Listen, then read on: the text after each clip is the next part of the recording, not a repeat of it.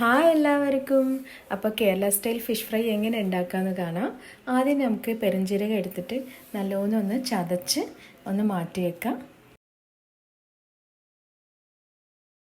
ഇഞ്ചി വെളുത്തുള്ളിൻ്റെ പേസ്റ്റ്, മഞ്ഞൾപ്പൊടി ഒരു 1/4 ടീസ്പൂൺ ഇട്ട് കൊടുക്കാം.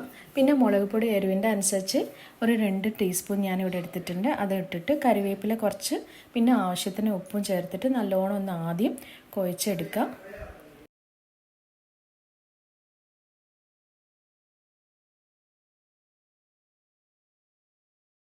ഒരു 2 ടേബിൾ സ്പൂൺ വെള്ളം ആഡ് ചെയ്തിട്ട് നല്ലോണം ഒന്ന് പേസ്റ്റ് രൂപത്തിൽ മാറ്റിയെടുക്കാം. നല്ലോണം കഴുകി വൃത്തിയാക്കിയ മീനിലേക്ക് ഒന്ന് തേച്ച് നല്ലോണം പിടിപ്പിച്ചിട്ട് നമുക്കൊരു മാരിനേറ്റ് ചെയ്യാൻ ഒരു 1/2 മണിക്കൂർ മാരിനേറ്റ് ചെയ്യാൻ വെക്കാം.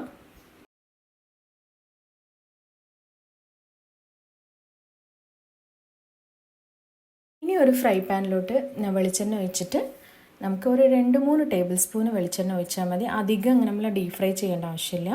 നമുക്കിനി ഫിഷ് ഇങ്ങനെ മാരിനേറ്റ് ചെയ്തത് നല്ലോണം ഒന്ന് ഷാലോ ഫ്രൈ ചെയ്ത് എടുക്കാം.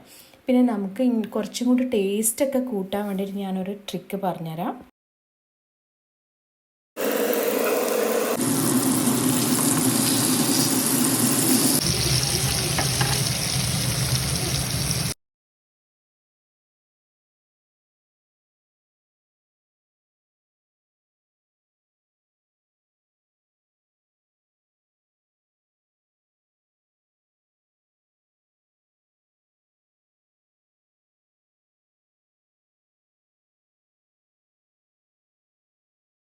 ഇനി നമുക്ക് ഫിഷൊക്കെ നല്ലോണം ഫ്രൈ ആയി കഴിഞ്ഞിട്ടുണ്ട്. ഞാൻ പകുതി മാറ്റി വെച്ചിട്ടുണ്ട്, കാരണം ഹസ്ബൻഡിന് കുറച്ചും കൂടി എരിവുണ്ടെങ്കിൽ ഇഷ്ടമാണ്. അപ്പോൾ ഇനി നമുക്ക് ആഡ് ചെയ്യാനുള്ളത് തേങ്ങാപ്പാലാണ്. 1/4 പാൽ എടുത്തിട്ടുണ്ട്. ഞാൻ തിക്കായിട്ട് ഒരു 2 ടേബിൾ സ്പൂൺ തേങ്ങാപ്പാലാണ് ആഡ് ചെയ്ത് കൊടുത്ത്.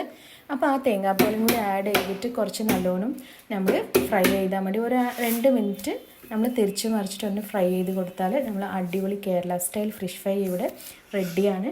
എല്ലാവർക്കും ഈ വീഡിയോ ഇഷ്ടപ്പെട്ടെന്ന് വിചാരിക്കുക. ഇഷ്ടപ്പെട്ടിട്ടുണ്ടെങ്കിൽ ലൈക്ക് ആൻഡ് ഷെയർ ചെയ്യുക, സബ്സ്ക്രൈബ് ചെയ്യാൻ മറക്കരുത് കേട്ടോ. താങ്ക്